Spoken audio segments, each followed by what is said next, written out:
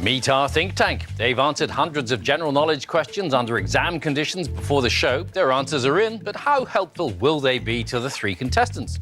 Playing the game are Sue, a retired grant officer from Rossendale in Lancashire, Sarah, a supply teacher from Newtonards in County Down, and Mick, a house husband from Crowland in Lincolnshire. This is Think Tank.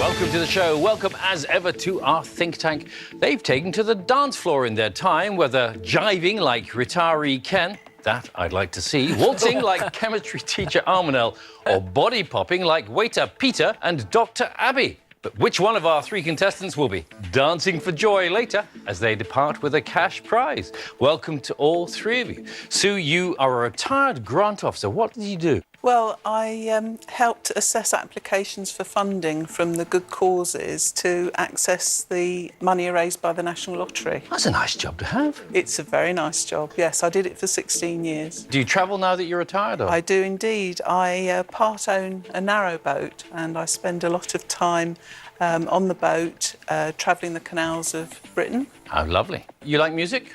I do indeed, yes. I'm a bit of a rock chick, Are you funnily enough. indeed? I might not look like one, but deep in my heart, I love my AC/DC and Judas Priest and Black Sabbath. Wow, so you're a bit of a headbanger. I am indeed, yes. Gosh, their music's very, very loud. Yes, well, as you get older, you need loud music.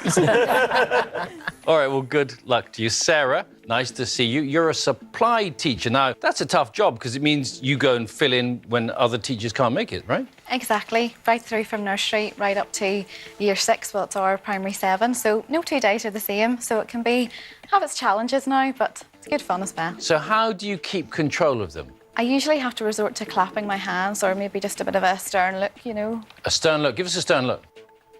Ooh. OK, right, let me try that on you. Yes. Scary. Armanel, you're a teacher. Yes. Do you do the stern look? Well, no, because I only teach A-level, you see, and they're very willing to learn by then, thankfully. Come on, you must have had a naughty student once in or the twice. past, yes. What did you do with them? I'd probably do a stern look as Come on, well. let's see a stern look. All right. Sarah, what's your best subject? I would say celebrity gossip, pop culture, read the celebrity magazines on a weekly basis, and also music, big music fan, especially 80s and 90s pop music. All right, and what are you not so good at? I'm not very good at ancient history. Yeah, it sort of just tends to fall out of my head whenever I try and learn it. Not very interested in that. Who can help her with the ancient history? Oh, we love a bit of ancient history, Armanel and I do. So between the two of us, we can probably manage it. I'm a bit closer to it in age. Anyway, you're in good hands. All right, nice to have you with us. Thank you. And Mick, you're a house husband. You must be busy around the home then. Yeah, remodelling the kitchen at the moment, and I've got a pizza oven half built. A pizza Well, the oven? base of it, and the thought of the rest of it is there, but Well, when you're finished and you make some pizza, you know who can serve it for you, don't you? absolutely. Peter, our pizza waiter. Would you like garlic bread with that? What is your best subject? Probably sport and music, but again, not the music Sue likes, not the headbanging stuff, really. Anything except that, probably. OK. And where will you need some assistance? Politics, probably. I don't know. Who would you ask? I mean, I'm a little bit political. I mean, I've got friends either side of the aisle, so usually when we go out to dinner, they're arguing across me. I have to be a bit of a John Humphreys type, try and keep everyone in order. All right. Welcome to all three of you. Over 3 rounds, our contestants are going to try to tap into the knowledge of the think tank to build up as much money as possible. Don't forget, they've tried to answer all the questions to the best of their ability, whether right or wrong. The 2 highest scorers will go through to the final. Ultimately, just one will walk away with a cash prize. So, shall we play the first round? Yes, Here we go. please. So I'm going to ask you a question, and then every member of the think tank will reveal the answer that they gave before the show. The correct answer is always there somewhere, but there are also any number of mistakes in there too. Pick out the right answer, £200 is added to your prize fund. You'll get 2 questions each. Sue, we're going to start with you. So here's a question we put to the think tank. The Tynwald, often said to be the oldest parliament in the world, is based on which island? Let's see where the think tank went with this one. Starting with Len. The Isle of Man. New Zealand. Iceland. Isle of Man. Jersey. The Isle of Man. Isle of Man. Hong Kong. Well, half of the think tank going with the Isle of Man doesn't necessarily mean that they're right, Sue. What do you think? Well, for the last 2 years, I've taken my holidays on this island, and so I'm pretty confident that the answer is the Isle of Man. All right, the Isle of Man, you're pretty confident about. Home to the Tynwald, said to be the oldest parliament in the world. Let's see if you're right. The Isle of Man it is, well done. It's claimed that the Tynwald is more than 1,000 years old. £200 for you, Sue, well done. And Sarah, here's your first question. The Parish Boy's Progress is the subtitle of which novel by Charles Dickens? What did the think tank have to say about that? Oliver Twist. Oliver Twist. Oliver Twist. Great Expectations. Great Expectations. Great Expectations. Oliver Twist. Oliver Twist. Just two to choose from there. You might as well flip a coin almost if you don't know it. That's it. Now, I'm not 100% sure on this one, but whenever I first saw the question, I did think Oliver Twist, and quite a lot of the think tank have also gone with that. So I think I'll go with my gut instinct and say Oliver Twist. Oliver Twist is your answer for the novel of which The Parish Boy's Progress is the subtitle. Let's see if you're right. Oliver Twist it is. Well done. Abby, well done. You got that right. Reading was one of your hobbies as a child. You still read a lot? Yes, I pick up most of the sort of popular thrillers at the moment. Like, I recently read The Girl on the Train, and that was absolutely fabulous. So I've gotten back into a few more things and then just widening my reading range at the moment. And, of course, being a doctor, you've got to read a lot of medical literature, Yes, too. it just never ends. It never ends. There's always something that people are coming up with and lots of new research and stuff. It's all very fascinating. It's just a lot to take in sometimes. All right, well done. And Sarah, well done to you. £200 is added to your prize fund. Mick, here's your first question. Emmental cheese is named after a river valley in which country? Where did the think tank go with this? Len? Holland. France. Switzerland. Germany. Switzerland. Switzerland. Switzerland. France. Half of the think tank going for Switzerland, but could be somewhere else. What do you think, Mick? Yeah, well, when it first came up, it instantly made me think of the cartoon cheese that you see mice running through with the holes in it. I hope I'm right. I also hope I'm right in going with the majority, and I believe that is from Switzerland. Switzerland is your answer as the country from which Emmental cheese comes. Let's see if you're right. Yes, Switzerland is indeed. Well done. Sometimes called just Swiss cheese and famous for its holes. Well done, Mick. £200 for you. Sue, we come back to you for your second question. What animal is the nickname of Leicester City Football Club? Where did the think tank go with this? Len? Tigers. Beavers. Foxes. Cats. Tigers. Foxes. Rams. Badgers. Oh, any number of creatures to choose from there. What do you think? Ooh, lots of very nice animals there to choose from. An animal that popped into my head for some unknown reason when the question came up has appeared, and so I'm going to choose foxes. Foxes is your answer as the nickname of Leicester City Football Club. Have you chosen the right one? Foxes is correct. Len and Diane chose Tigers, which is a Leicester nickname, but for the rugby union team. Yeah, so I was thinking of that's a popular not in far mind. off. OK. Sue, £200 for you. And Sarah, we come to you. According to the 2011 UK census, what is the most commonly spoken language after English and Welsh? What did the think tank have to say about that? Len? Urdu. French. French. Polish. Polish. French. Hindi. Spanish. Wow. Any number of languages to speak there. What do you want to go with, Sarah? Well, whenever I first saw the question, Polish was what came into my mind. I've seen Polish language up a lot more than I would see the others in different public places, so I think I'll go with my gut instinct again and say Polish. OK, you're saying Polish is the most commonly spoken language after English and Welsh, according to the 2011 UK census. Let's see if you're on the right lines there. Polish is correct. Well done. It's a language spoken by more than 546,000 people in the UK. Wow. So, think tankers, talented bunch that you are. Any of you speak any foreign languages? Oui, monsieur. Italian, you're good at Italian then. So, French? Biraz Türkçe konuşuyorum. Goodness gracious, what's that? Turkish. Is it? Is it? Very good. Any more? Sí hablo un poco español. Okay, Spanish. Sí. Enica mulika Tamil Vlangum, Enica Conjugadatherium, which means I can completely understand Tamil, but I can only speak it a little bit. Tamil. Tamil. What an exotic bunch you are.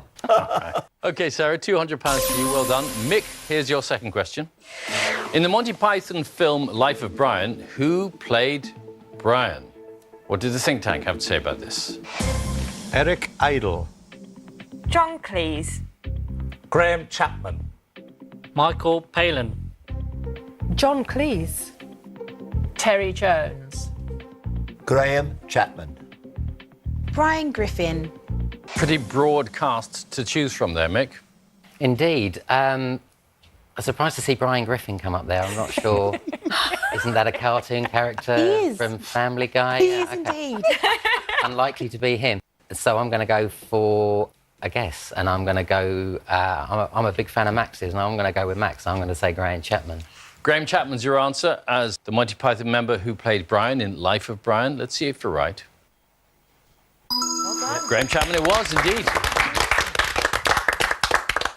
Anisha, was this one of the answers that you hit later on in the day? Yeah, it was later on in the day. I thought, oh, I would love to go home and watch some Family Guy right now. Brian Griffin! Well, you had to answer hundreds of questions, didn't you? Yeah. You know, A lot. so it's not surprising that just very occasionally the wrong one might slip in there. Maybe regularly for me. OK. £200 for you, Mick, and that brings us to the end of the first round. Let's take a look at your prize funds, and you're all tied on £400. Very good. So, neck and neck could change in the next round. Every member of the think tank is holding 2 questions, which they answered correctly before the show. You are going to take it in turns to pick someone from the think tank whose knowledge you think you can match. And for every correct answer, another £200 will be added to your prize fund. The range of questions reflects their varied interests and knowledge. Once a think tank has asked both of their questions, they can't be picked again. OK? Sue, you get to go first. You have the pick of the bunch. So who's on the right track for you, do you think? Oh, choices. I'm going to go with Diane, Bill. Our retired HR advisor, Diane. The reason that I knew this question was that somewhere in my deep and distant past, I used to do lecturing. But unfortunately, one of the subjects was how do children think and learn? And I didn't have a clue. So I started watching this particular quiz show because it was aimed at children. Which quiz show, originally hosted by Bob Holness, became famous for contestants asking, "Can I have a pea, please, Bob?" Which quiz show featured that phrase, "Can I have a pea, please, Bob"? I can picture it, and I used to watch it occasionally. I know this is going to be the wrong answer, but it's the only thing I can think of. I'm going to say Countdown. Countdown is your answer. Is it Countdown? It's not, I'm sorry, it's Blockbusters. Blockbusters. You knew that, didn't you? I did. Yeah. You knew it. And Blockbusters, hosted by Bob Holness from 1983 to 1995. So, Sue, nothing for you there on that one, I'm afraid. Sarah, you're up next, and you can still choose any one of the 8. Well, Bill, I think they're a great bunch, but I think maybe Anisha and I are on the same level when it comes to pop culture and celebrity gossip and things like that. So I'm going to choose Anisha. Anisha, our office assistant. Hey, Sarah, this isn't about any of those. OK. This is about art, because I actually do like a little bit of art, especially like surrealism. So hopefully... No. Well, we'll see.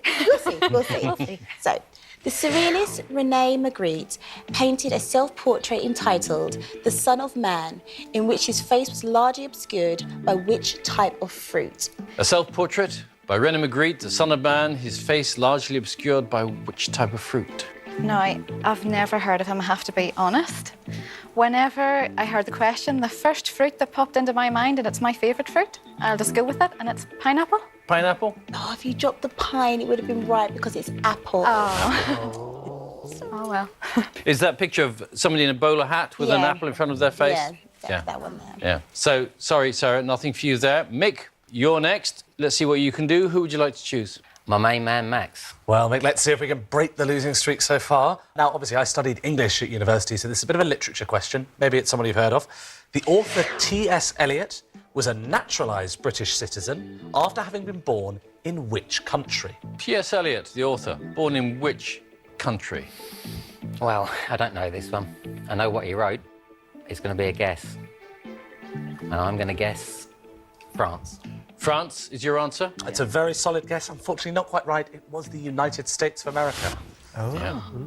T.S. Eliot, author of The Wasteland and Old Possum's Book of Practical Cats, from which the musical was taken. So, no money for you either, Mick. We're sort of drawing a blank in this round so far, aren't we? Sue, your choice again, and you have the field to go with. I'm going to try Ken, please. Oh. Our retired holiday rep, Ken. Well done. And I signed a pledge not to let you down. Thank you. This question is about one of my favourite ladies, and it's the Queen. How many of the Queen's children were born before she became monarch? How many of the Queen's children were born before she became monarch? The two eldest children, Prince Charles and Princess Anne, were born before the Queen was crowned. That's two. OK. 2. Yes, perfect. 2 children. Well done. And you're right, it was Charles and Anne. Well done. £200 for you, Sue. Sarah, we come to you. And still, you can choose anyone you like. I think this time I'll maybe choose Peter, considering he's a pizza waiter. I love pizza. Maybe it's a question about pizza. We'll see. This question is related to when I do kids' parties at work, and we do have a little sing-along with the children sometimes. So, okay, so my question for you is, which character in the animated film Frozen sings Let It Go? Which character sings Let It Go in Frozen? Well, I have actually seen Frozen quite a number of times. I've got little cousins, the kids in the class like to watch this as well, and I do know this answer, and I believe it's Elsa. Elsa, is that right? She is correct. Well done. She's the Queen of Arendelle, who can famously create snow and ice. And Sarah, well done to you. £200 is added to your prize fund. Mick, you can still go with any one of the 8 you like. Thank you, Bill. I am going to stick with my original choice and give Max another crack, and let's hope we're on a better wavelength this time. Max, our PR executive. This is a question about a little opera. Which London landmark is the setting for the Gilbert and Sullivan operetta, The Yeoman of the Guard? The setting in London for The Yeoman of the Guard. The things my dad used to tell me about, I'm pretty sure the Yeoman of the Guard is the Tower of London. I think that's what they guard, and I hope that's the case, and the crown jewels in it and things like that. So I'm going to go for the Tower of London. The Tower of London? Mick, you're absolutely right. It is the Tower of London. Well done. And that operetta was, in fact, the 11th collaboration between Gilbert and Sullivan. So, £200 for you, Mick. Sue, we come back to you. Max is out of the running, but you can choose any one of the other 7. I'll choose Abby, please. Abby, our doctor. So this is a medical-related question, but it's very popular. You should be able to get this. For what does the letter M stand in BMI, the measure used to see if adults are a healthy weight for their height? What does the M stand for in BMI? I think BMI stands for Body Mass Index, Bill, so it would be mass. Mass? 100% correct, mass. Well done. £200 for you, Sue. Well done. Sarah, anyone but Max. I think I'll go back with my original choice and try my luck again with Anisha, please. I'm so happy you chose me because this is a modern day music question, so I think you're going to get it right. So, by what name is the Canadian rapper Aubrey Graham best known? By what name is the Canadian rapper Aubrey Graham best known? Gosh, I can't say I've actually heard of him before. I do know a few rappers and their real names, so I think I can rule some out. I know it's not going to be Jay-Z, probably not going to be Kanye West. Gosh, my mind's gone such a blank. I'll just have to go with Tiny Tempa. And I know it's not going to be him, but that'll have to be my answer. Tiny Tempa's your answer. Anisha? It's not, unfortunately, it's Drake.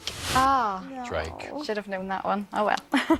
Born in Toronto in 1986. Nothing for you there, Sarah, I'm afraid. Mick, we come to you. Anisha has now gone, as well as Max. OK, I'm going to move along the line at the back to Len, please.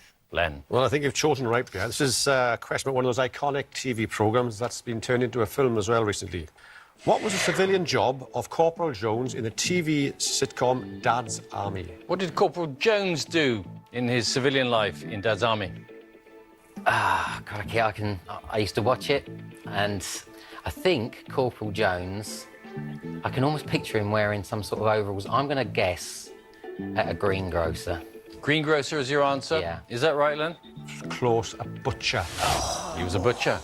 Played by Clive Dunn in the series, so nothing for you there, Mick. At the end of that round, then, let's have a look at your prize funds. Sarah and Mick tied on £600. In the lead, though, with £800, is Sue. So you've each picked 3 questions, but none of you took a question from Armanelle, and we want to include her, of course. She was the only one who didn't get to ask a question. So what did you have? I had a question which, although it was science-based, you could also consider it general knowledge, actually, but it's a quotation.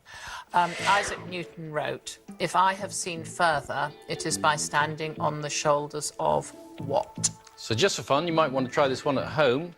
Isaac Newton wrote, "If I have seen further, it is by standing on the shoulders of what?" Got any thoughts? Giants. Giants, is that right? You're absolutely right, yes. Well done.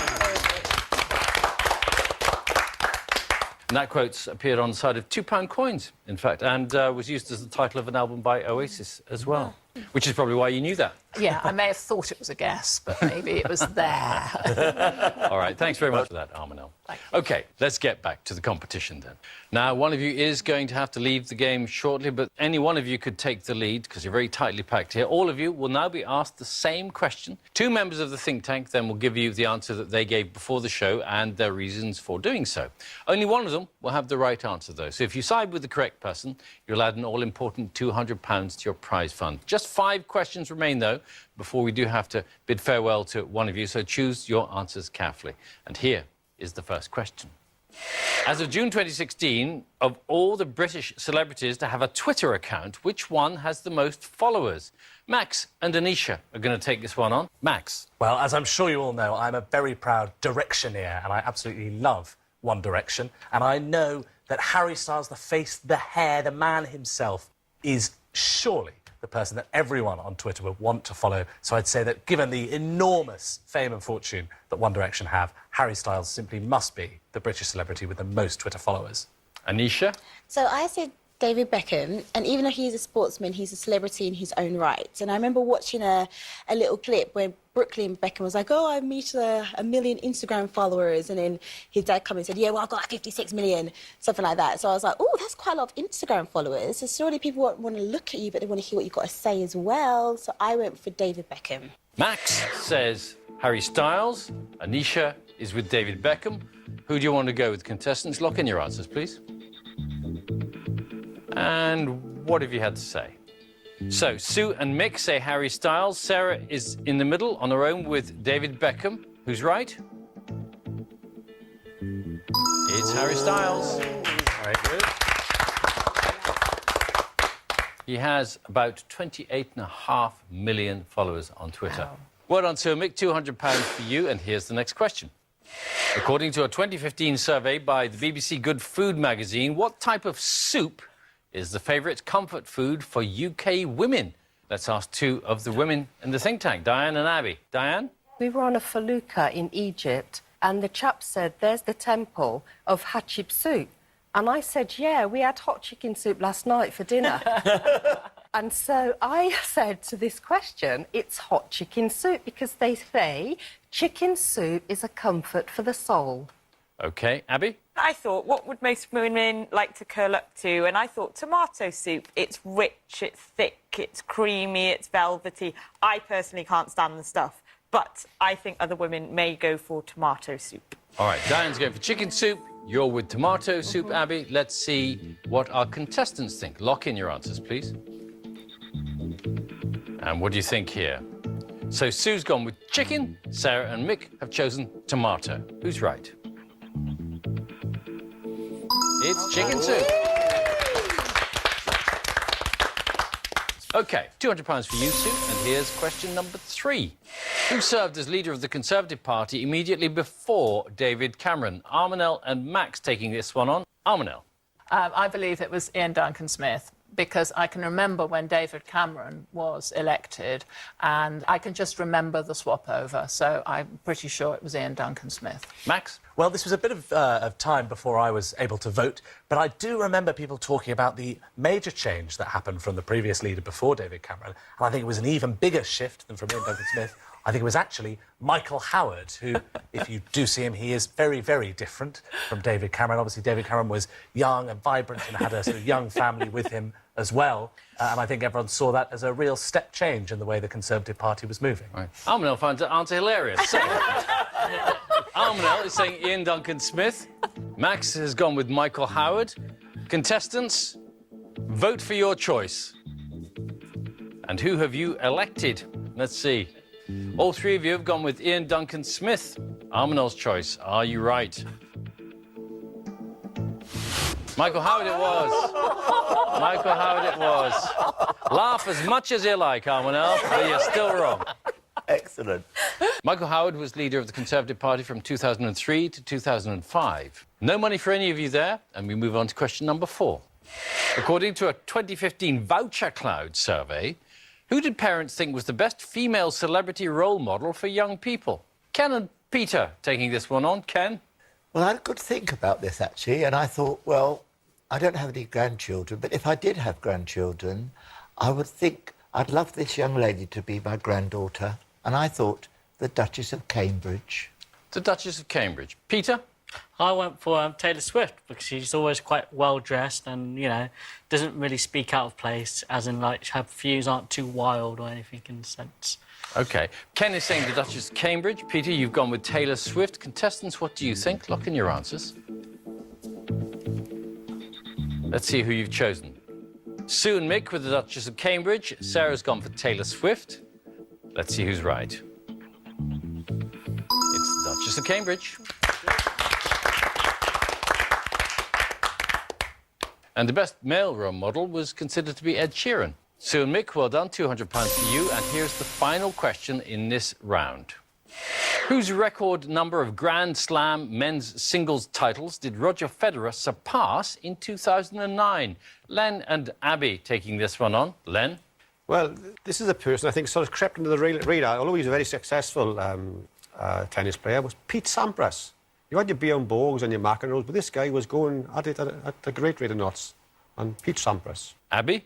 So, in the realm of high rate of knots, I remember Andre Agassi, because every time I used to see him swinging for the ball, I used to want to chop off his ponytail. So that's the reason that I remember it's Andre Agassi. OK, Len's gone with Pete Sampras. Abby says it's Andre Agassi. Who do you think it is, contestants? Who's your winner? All three of you say it's Pete Sampras. Let's see if you're right there. Pete Sampras it is. Well done. Well done, Len. Pete Sampras won 14 Grand Slam titles. Roger Federer, 17 so far. Andre Agassi won just 8. Oh, OK. OK, £200 to all of you. Well done. And that brings us to the end of the main game. So let's take a look at your totals. In the lead is Sue with £1,600, followed by Mick with £1,200. And trailing behind in third place is Sarah with £800. So I'm sorry, Sarah, we have to say goodbye to you. Thank you. I've had a wonderful time. Lovely to meet everyone, and best of luck to Sue and Mick. Thank you. Just before you go, though, as a supply teacher, you were giving us some tips on discipline, and I want to keep this lot under control. So just give them the stern look before you go. Oh, that's good. Yeah, OK. Sarah, thanks very much Thank indeed. you. Well Thank done. you. Sue and Mick, well done. You two will now compete to take home the money you've earned in our final. Sue, if you win, have you had any thoughts about what you might do? I would like to buy a share in a racehorse, Bill. You are a dark horse, aren't you? So a racehorse, really, why? Well, I like to watch the racing on TV on a Saturday afternoon, and I thought if I had a real stake in a horse, it'd make it even more interesting. Yeah, OK. Which leg would you buy? Oh, definitely those nice proncy front ones. Yeah, definitely. OK. And Mick, what would you do? A wedding dress, Bill. Not for yourself, presumably. No, for my fiancée. And then generally towards the wedding fund. I'm getting married in almost a year's time. Ah, that's wonderful. And any thoughts about what kind of wedding dress you might like your fiancée to wear? Whatever makes her look even more beautiful, which is going to be hard. Isn't that nice? You are a smoothie, aren't you? Good. No wonder she said she'd marry you. There you go. All right. Well, look, good luck to you both. The final is a general knowledge battle. I'll ask you 5 questions each, and whoever gives the most correct answers takes home the money that they built up so far. You're not on your own. The think tank is still here to help you if they can. You can pick someone to consult with before you answer the questions. Each member, though, can only be asked once this time round. And the difference in the final, compared to the rest of the shows, that they have not seen any of these questions before, so they know as little about them as you do. OK? Let's play the final, then. Sue, you built up the most money in the main game, so we're going to start with you. Here's your first question. What type of creature is Tarka in the title of a book by the author Henry Williamson? Who do you want to go with that? I think Len might know the answer to this. Len? If I don't know this, I'm in trouble. I think it's an otter. It's funny you should say that. I think it is too. Yeah. And I think it's one of those sort of films from the 60s, I think it was, something like that. Early 70s it was made, isn't it? I believe that Len's right and Tarka is an otter. OK. So you're saying that the creature Tarka in the book by Henry Williamson is an otter? Let's see if you're right. Otter is correct.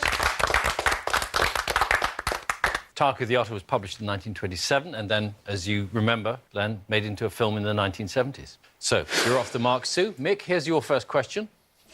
The music known as K-pop originated in which of the world's continents? Who can help you with that? I'm going to go with Anisha on this. I think the K stands for Korean pop. So world's continents would be Asia. So I think it's Asia. What do you think, though? That's exactly what I thought. The only thing I could think of was that Korea was the K that popped into my head. So I'm going to say my answer, the world's continent, is Asia. Asia is your answer? OK, let's see if you're right. Asia is correct. Well done. And it originated in South Korea, so well remembered. 1-1. Sue, here's your second question. The character Buttons typically features in which pantomime? You've got 6 of these characters to choose from, any one of which would fit in a pantomime, really. I think Diane might know this one. Cinderella. Doesn't Buttons help her into the dress and the carriage and everything? I believe you're right, Diane, and I think it's about the only pantomime I've ever seen. Yeah, I'm going to say Cinderella, Bill. Cinderella's your answer, as the pantomime in which Buttons typically features. Are you right? Yes, you are. Cinderella's the correct answer. Buttons is a servant of Cinderella's father, who's known as Baron Hardup. Yeah. Usually. OK, 2-1 to you, Sue. Mick, here's your second question. What type of flower is mentioned in the opening line of the poem In Flanders Fields? Who can help you here? I'm going to go with Ken on this one. Well, I was actually born on the 11th of November, which was Armistice Day, and I can remember the poppies being around. Yeah, I happen to agree with him. It's the Flanders Field instantly made. I think Flanders is in Belgium, and I'm happy to go with poppies or poppy as my answer. All right, poppy is your answer. The type of flower mentioned in the opening line of the poem In Flanders Fields. Let's see if you've chosen the right one. Poppy is indeed correct. Well done. The opening line is In Flanders Field, the poppies grow between the crosses, row on row. And it was by John McCrae. OK. 2-2 then. You're both doing very well. Sue, here's your third question. The London building, situated at 30 St Mary Axe, is commonly named after which member of the cucumber family? Just half of the think tank to go with now.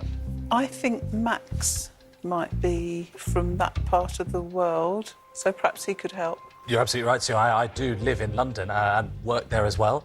I work in PR, so we do a lot of journalist events, and I did actually, the very first one I organised was at this building. And I think you can probably see it in your head, can't you? It's shaped a little bit like a space rocket, although some people do refer to it as... The Gherkin. The Gherkin, absolutely. So I think if you're happy with going with Gherkin, that would be my suggestion. I'm going to stick with Gherkin. Thank you, Max. Gherkin is your answer. The member of the cucumber family after which the London building situated at 30 St Mary Axe is commonly named. Let's see if you're right. Gherkin is correct. Well done. 3-2 to Sue. Mick, you can equalise here with your third question. Which actor played the role of Paul Spector in the BBC crime drama The Fall? Armanel, Abby or Peter to choose? OK, I'm going to have to choose wisely because I don't know this. I am going to choose Armanel, please. Not wisely chosen because I don't know. I honestly haven't got a clue. I didn't see The Fall. You obviously didn't see The No. Fall either. Oh, my goodness. It's BBC, crime drama. Who can we go for? Someone well known, who's current. Martin Shaw, Oh. well, Well, it's your... yeah, I know. Yeah, I'm going to go for Martin Shaw. Martin Shaw is your answer as the actor who played the role of Paul Spector in The Fall. Let's see if you're right. It was Jamie Dornan. Never heard of him. Armanel, not in your sort of sphere of knowledge. Abby, would you have known that? Yes, he's Mr. Grey in the movie 50 Shades of Grey, and I think he got selected from The Fall, and he's absolutely superb in it. And I think it was Gillian Anderson that was trying to track him down. All right. Well, you see, it's all in the choice, really. Yeah. It's like, OK. So I'm afraid no score for you there. And Sue, it's 3-2 to you. Here's your fourth question. Hot right now, and I Will Never Let You Down are UK hit singles by which singer? Just Peter and Abby to choose from. I don't think I know this, but I think Peter might be able to help me. Oh, I often say her name when I do pizzas because I think it's Margarita Ora, even though it's named Rita Ora.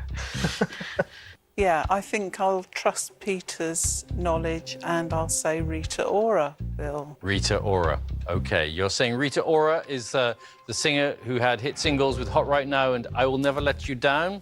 Have you chosen correctly? Rita Ora it is. Well done. Very good. Rita Ora has been a judge on The X Factor and The Voice UK as well. OK. Well done, Sue. 4-2 to you. Mick, you are going to have to get this one right if you're going to stay in the running. Otherwise, Sue will be our winner. So, here we go. What is the name of Princess Diana's former butler who went on to appear in I'm a Celebrity, Get Me Out of Here? Just Abby to help you. Can you picture him with his arm in a hole in the jungle? Squealing? Yeah, vaguely. I am going to... a name has just come to OK. so I'm going to say it before I lose it. Paul Burrell. Yeah. That is Ringing my guess, vague Paul Burrell. bells. Paul Burrell is your answer? Yeah. To stay in the game, Paul Burrell, you say, is the name of Princess Diana's former butler who went on to appear in I'm a Celebrity, Get Me Out of Here. Have you chosen correctly?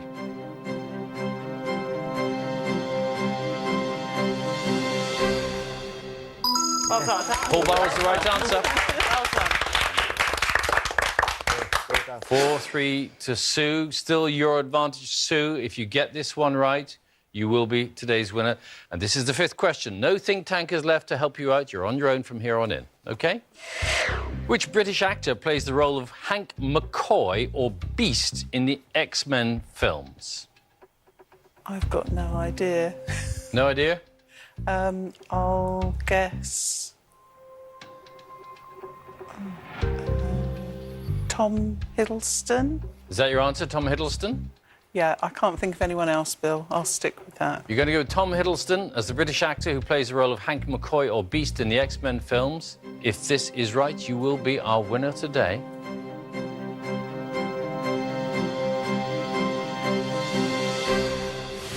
Nicholas Hoult was the answer we were looking for. Sorry, I've never heard of him. OK.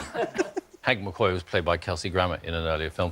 Nicholas Hoult was in About a Boy. About a Boy, I've heard of earlier, him. and 1 or 2 other films. OK. So, Mick, your chance to equalise here, but if you get it wrong, Sue will still be today's winner. OK. The singer Shakira was born in which country? No one left to consult with, I'm afraid.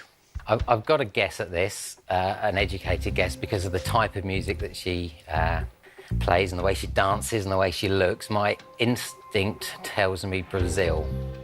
It could be another Latin American, South American country, but I'm going to go for Brazil.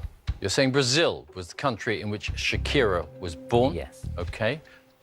If this is wrong, then Sue will be our winner today. Let's see if you're right.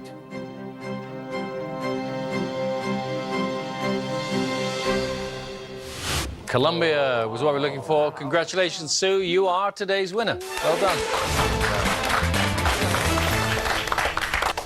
Shakira's hits, Hips Don't Lie, and Whenever, Wherever. OK, but you weren't far off. Right continent, wrong country. But well done, Mick. You played very well. Thank you. Hard lines. You're not taking anything home, but thanks for playing. Hope you've had a good time with us I've had a here great today. time. It's been really enjoyable. Thank you very And much. give our best to your fiancée. I hope you have a very happy marriage. Thank you very much. OK, all right. Sue is our winner. You're definitely taking home your prize of £1,600, and shortly you'll have the chance to add an extra £1,000 to your winnings. First, though, shall we find out who is the cleverest think tanker here today who gave the most correct answers during the show? And it was... Max. Well done. He always looks so surprised.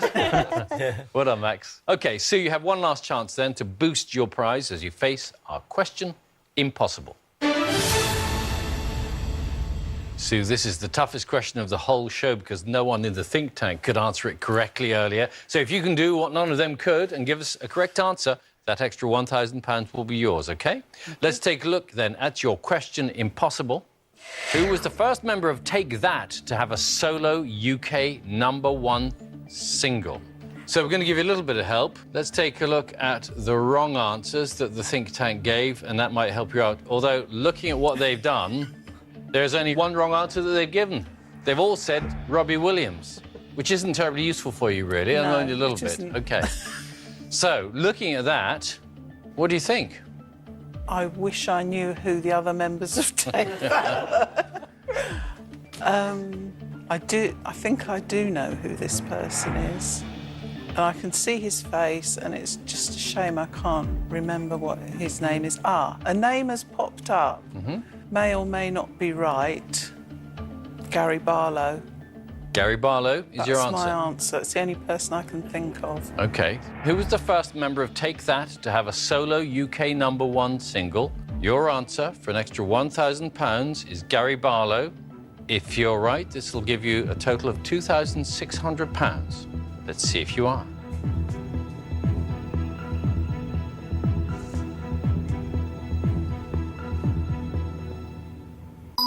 Gary Barlow it is. Well done. Well done. Fantastic. You're bang on the money there. Well done. Wow. I don't know where that came from. The name of the single was Forever Love. It was in 1996. So congratulations. You've added £1,000 to your prize fund. It means you're leaving with £2,600. And you wanted to buy part of a racehorse, didn't you? I did, yes. I think it will be 2 legs now instead of 1. OK, good. Well done. And you've been a great player. Fantastic. Thanks for watching. Do join us next time when 3 more contestants will see whether they can bank on the think tank. Until then, it's goodbye from them. Bye. And it's goodbye from me. Bye-bye.